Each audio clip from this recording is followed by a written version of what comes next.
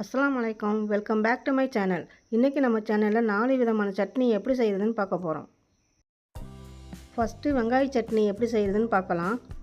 அதுக்கு முன்னாடி நம்ம சேனலில் சப்ஸ்கிரைப் பண்ணாதவங்க சப்ஸ்கிரைப் பண்ணிவிட்டு பக்கத்தில் வர பெல் பட்டனை ப்ரெஸ் பண்ணி அதில் வர ஆளுங்கிற ஆப்ஷனை கொடுத்து வச்சுங்க. ஃபஸ்ட்டு ஒரு கடாயை அடுப்பில் வச்சு 2 ஸ்பூன் நல்லெண்ணெய் சேர்த்துக்கிறேன். எண்ணெய் சூடான பிறகு உளுத்தம்பருப்பு 2 டேபிள் ஸ்பூன் சேர்த்துக்கிறேன்.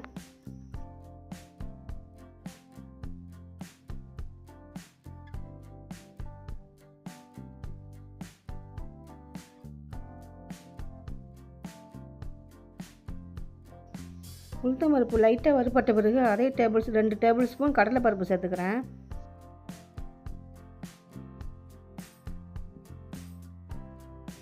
பச்சை வாசனை போகிற வரைக்கும் வறுத்துக்கலாம்.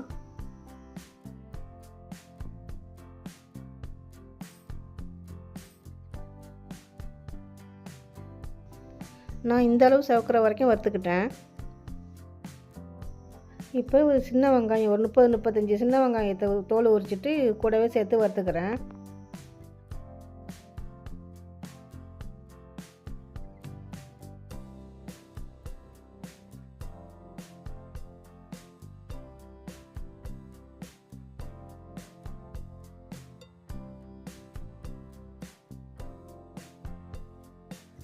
அது கூடவே 6 காஞ்ச மிளகாய் சேர்த்துக்கிறேன்.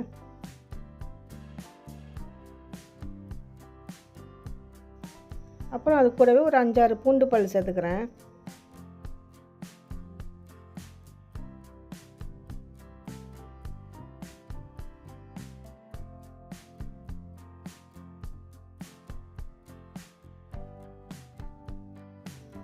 அப்புறம் அது கூடவே ஒரு சின்ன நெல்லிக்காய் அளவு புளி சேர்த்துக்கிறேன்.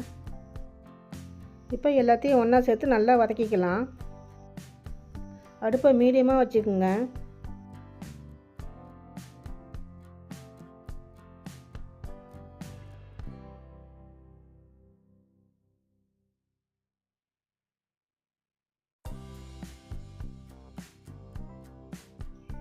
இப்போ அதுக்கு தேவையான உப்பு சேர்த்துக்கிறேன்.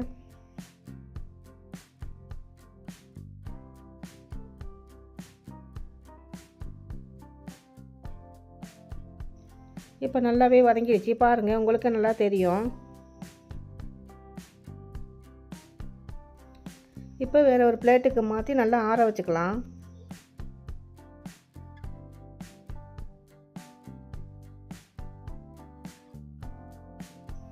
நல்லா ஆறின பிறகு மிக்ஸி ஜாருக்கு மாற்றி கொஞ்சமாக தண்ணி சேர்த்து நல்லா பேஸ்ட் மாதிரி அரைச்சிக்குங்க.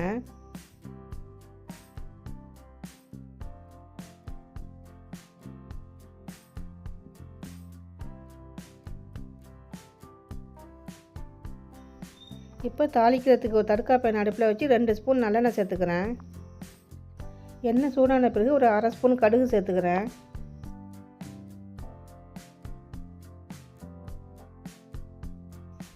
கடுகு நல்லா வெடித்த பிறகு ஒரு டேபிள் ஸ்பூன் உளுத்தம்பருப்பு சேர்த்துக்கிறேன்.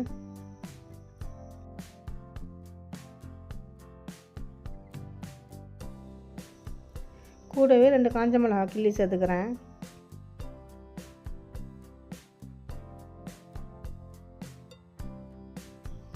அப்புறம் கூடவே கருவேப்பிலையை சேர்த்து நல்லா தாளிச்சிக்கலாம்.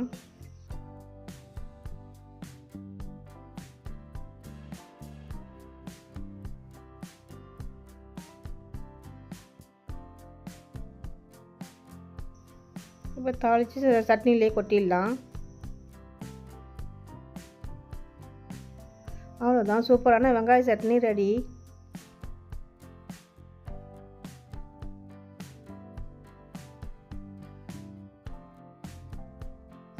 சட்னி நம்பர் 2 கடலைப்பருப்பு சட்னி எப்படி செய்கிறதுன்னு பார்க்கலாம்.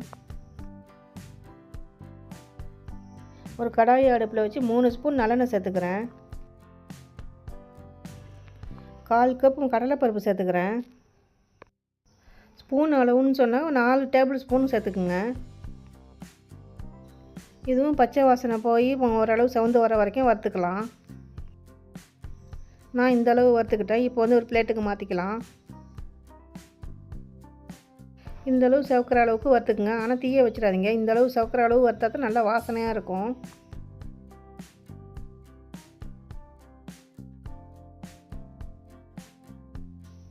அப்புறம் ஒரு 10 சின்ன வெங்காயம் சேர்த்துக்கிறேன். அது கூடவே ஒரு 4 பல் பூண்டு சேர்த்துக்கிறேன். கடலைப்பருப்பு சட்னியில் பூண்டு சேர்த்து அரைச்சோம்னா ரொம்ப வாசனையாக நல்லாயிருக்கும். கூடவே ஒரு 6 காஞ்ச மிளகா சேர்த்துக்கிறேன். உங்களுக்கு காரம் எவ்வளோ தேவையோ அந்த அளவுக்கு சேர்த்துக்குங்க. இதுக்கும் கொஞ்சமாக புளி சேர்த்துக்கிறேன். நெல்லிக்காயை விட கொஞ்சம் கம்மியாகவே சேர்த்துக்குங்க. கடலைப்பருப்பு சட்னிலையும் கொஞ்சம் புளிப்பு சுவை இருந்துச்சுன்னா ரொம்பவே டேஸ்ட்டு நல்லாயிருக்கும்.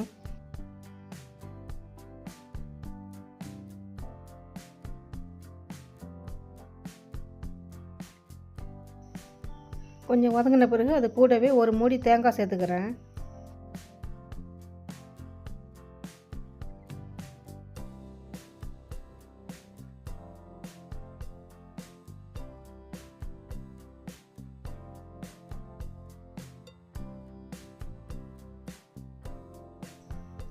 எல்லாம் ஒன்றா சேர்ந்து நல்லா வதங்கிடுச்சு. இப்போ வேறு ஒரு பிளேட்டுக்கு மாற்றி நல்லா ஆற வச்சுக்கலாம்.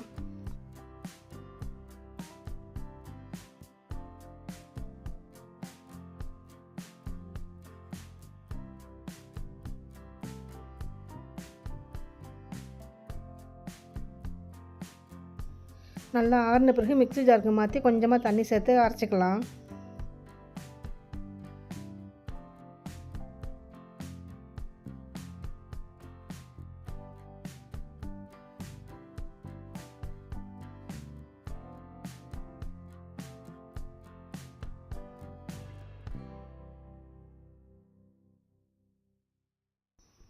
அதுக்கு தேவையான உப்பு சேர்த்து கொஞ்சம் கொரப்பாக அரைச்சிக்குங்க. ரொம்ப ஃபைனாக அரைக்க வேணாம், கொஞ்சம் கொரப்பாக அரைச்சிக்குங்க.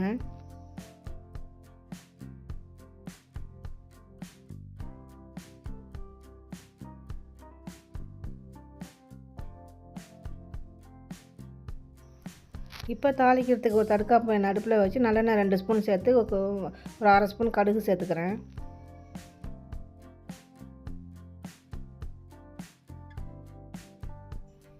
ஒரு ஸ்பூன் உளுத்தம்பருப்பு சேர்த்துக்கிறேன்.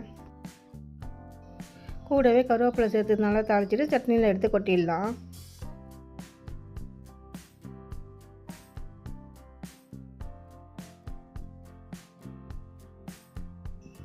சுவையான கடலைப்பருப்பு சட்னி ரெடி.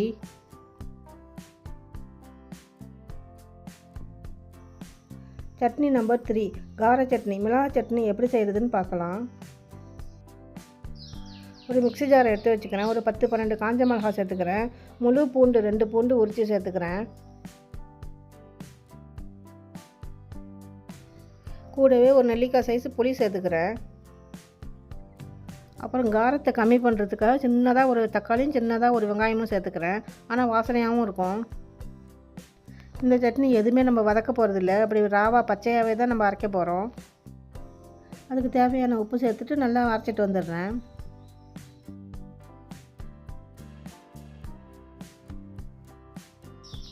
இப்போ அரைச்சி எடுத்துகிட்டு வந்துட்டேன். வேறு ஒரு பவுலுக்கு மாற்றிக்கலாம்.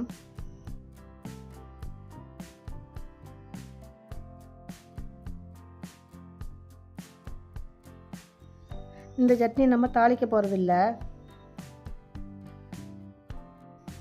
நிறைய நல்லெண்ணெயை ஊற்றி நல்லா மிக்ஸ் பண்ணிக்கலாம்.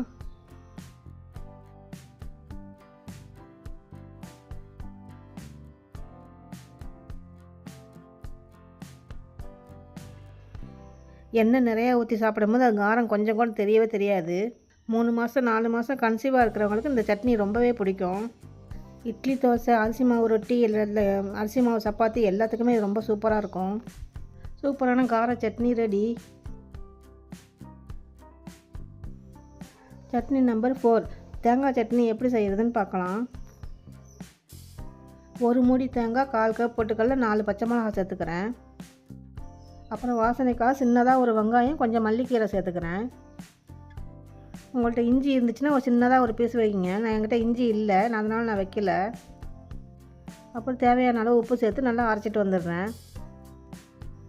இந்த சட்னி இப்படியும் அரைக்கலாம், எல்லாத்தையும் வதக்கிட்டும் அரைக்கலாம். வதக்கிட்டு அரைக்கும் போது சட்னி கெட்டு போகாமையே இருக்கும். அப்புறம் இதை தாளிச்சிக்கலாம். எப்போதும் தாளிக்கிற மாதிரி தான் கடுகு, உளுத்தம்பருப்பு, கருவேப்பிலை போட்டு தான் தாளிச்சிருக்கேன். அவ்வளோதான், தேங்காய் சட்னி ரெடி. அவ்வளோதான், அந்த வீடியோ இதோட முடியுது. மீண்டும் புதிய சுவையுடன் அடுத்த வீடியோவில் சந்திக்கிறேன். தேங்க்ஸ் ஃபார் வாட்சிங்.